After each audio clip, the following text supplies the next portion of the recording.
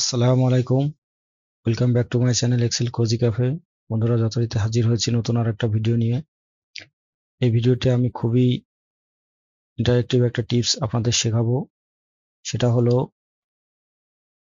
আপনারা কিভাবে একটা পিডিএফ ফাইলকে এক্সেলে বা ওয়ার্ডে কনভার্ট করবেন। তো আমরা যারা প্র্যাকটিক্যালি কাজ করি তাদের হরহামেশাই এই ধরনের কাজ করার প্রয়োজন পড়ে।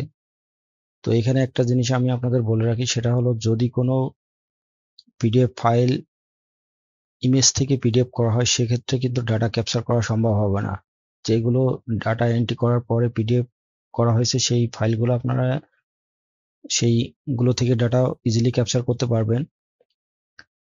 কিন্তু যদি কোনো স্ন্যাপ আকারে থাকে বা ছবি আকারে থাকে, ইমেজ আকারে থাকে, সেই ইমেজ থেকে যদি পিডিএফ করা হয় সেক্ষেত্রে কিন্তু সেখান থেকে ডাটা আপনি ক্যাচ করতে পারবেন না।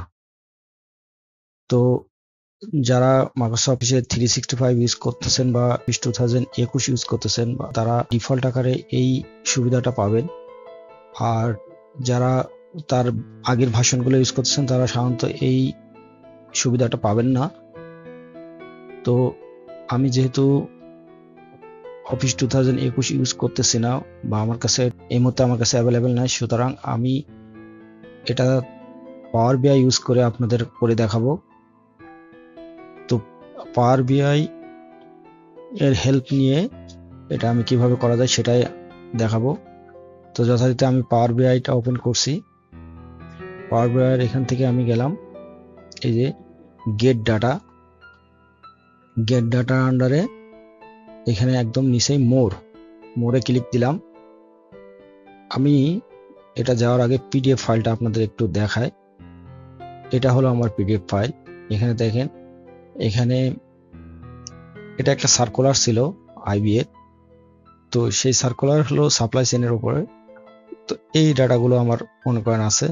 এই ডাটাগুলো আমি কিভাবে এক্সেলে নিব, তো আপনার জাস্ট এটা স্যাম্পল হিসেবে আমি আপনাদের দেখালাম, জাস্ট শেখানোর জন্য, অন্য কোনো কাজে না। তো এইটার থেকে আমি কিভাবে এগুলোকে একদম হুবহু এক্সেলে কনভার্ট করব।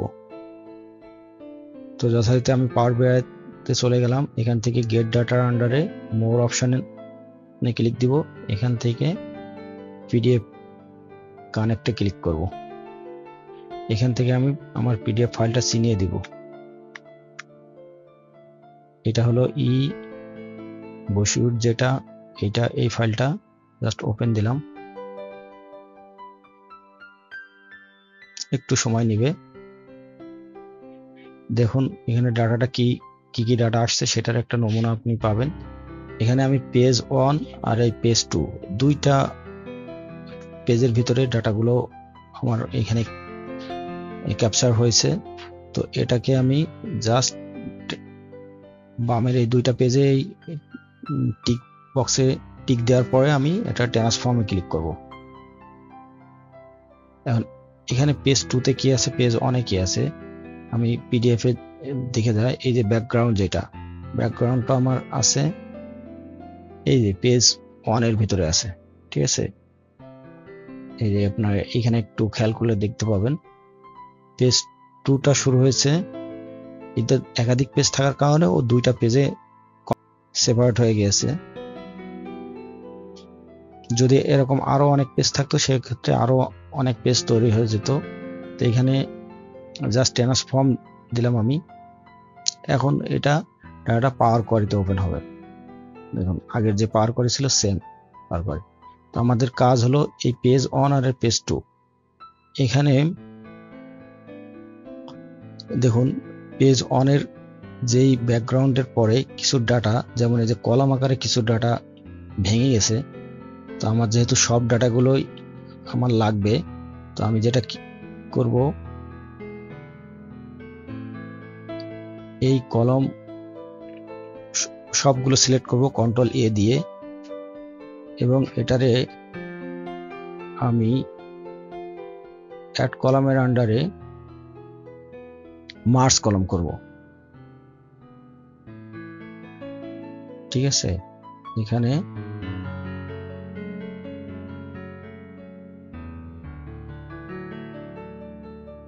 কমা দিলাম, মার্জ কলম।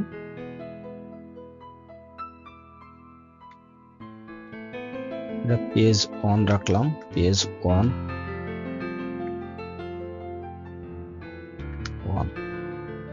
ওকে। দেখুন আমি সব ডাটাগুলোকে এক জায়গায় নিয়ে আসলাম।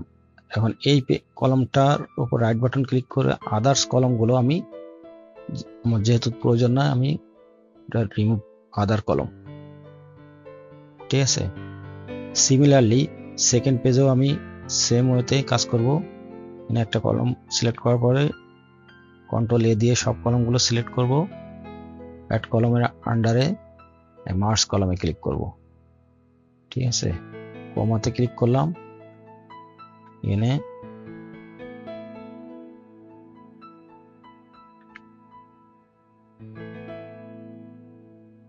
পেজ 2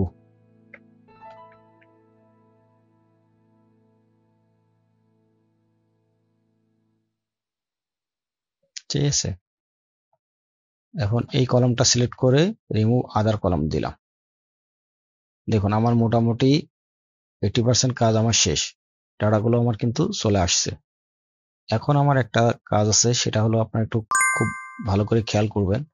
সেটা হলো যেহেতু আমার কিছু ডাটা সেকেন্ড পেজে আছে, এই দুটো পেজকে আমি এখন নিচে নিচে সেকেন্ড পেজের ডাটাটাও তো আমার দরকার। তো দুইটা পেজের ডাটা কিভাবে এক জায়গায় করব, এটা করার জন্য আমার আর একটা টিপস ইউজ করতে হবে। সেটা হলো হোমের আন্ডারে এই যে অ্যাপেন্ড কোয়ারিজ।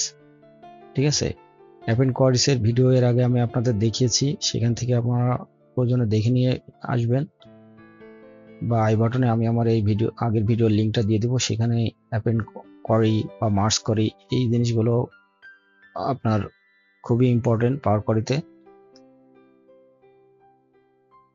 তো আমি জাস্ট এখানে অ্যাপেন্ড কোয়ারি থেকে অ্যাপেন্ড কোয়ারি অ্যাজ নিউ এটাতে ক্লিক দিব।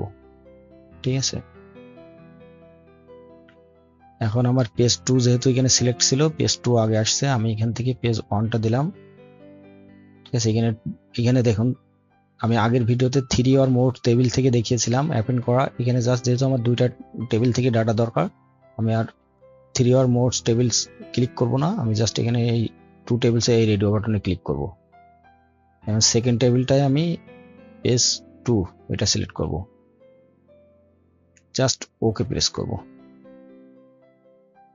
এখন দেখেন অ্যাপেন্ড করার পরে আমার দুইটা ডাটাই মোটামুটি পাশাপাশি চলে আসছে, কিন্তু আমার যেহেতু নিচে নিচে ডাটা দরকার, আমি এখান থেকে কন্ট্রোল এ দিয়ে সব ডাটাগুলোকে কপি করে একটা ব্ল্যাঙ্ক এক্সেল ফাইল ওপেন করব, কপি পেস্ট দিলাম।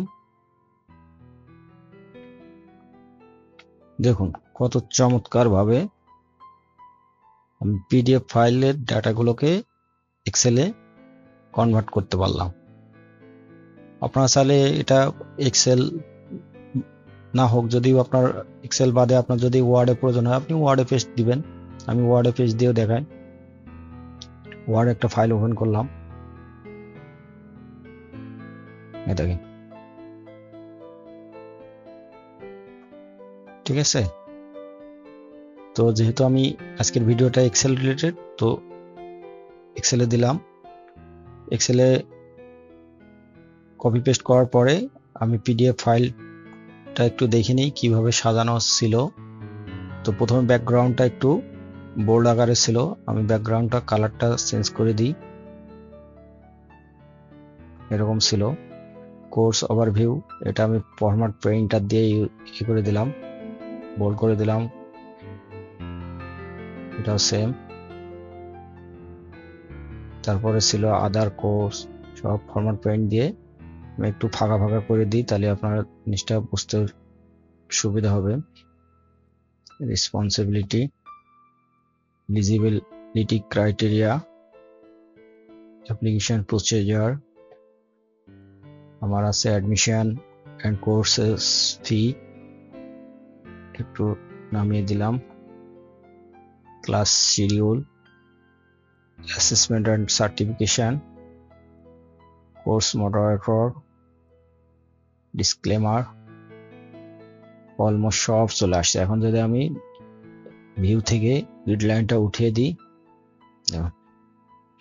কত চমৎকার, কত ইজিলি আমি পিডিএফ থেকে ডাটাগুলোকে ক্যাপচার করতে পারলাম, একদম হুবহু, কোনো চেঞ্জ নেই। দেখুন আপনি এটা, ঠিক আছে। তো এই ছিল মূলত আজকের ভিডিও। সবাইকে ধন্যবাদ। I'd like to request all of you, please subscribe my channel and press the bell icon so that you can get notification right away when the video is uploaded. এই চ্যানেলের ভিডিওগুলোর মাধ্যমে আপনারা যদি প্রফেশনাল লাইফে আপনারা কোনো উপকৃত হচ্ছেন কিনা সেটা প্লিজ কমেন্ট করে আমাকে জানাবেন, এবং আপনারা প্র্যাকটিক্যালি কাজ করতে যে কী ধরনের সমস্যা ফেস করেন সেটা প্লিজ কমেন্ট করবেন, এবং ভিডিওগুলো আপনার কমিউনিটির ভিতরে শেয়ার করবেন যাতে অন্যরা উপকৃত হতে পারে। তো আবার দেখা হবে নতুন কোনো ভিডিওতে। সে পর্যন্ত সবাই ভালো থাকবেন, সুস্থ থাকবেন। আসসালামু আলাইকুম।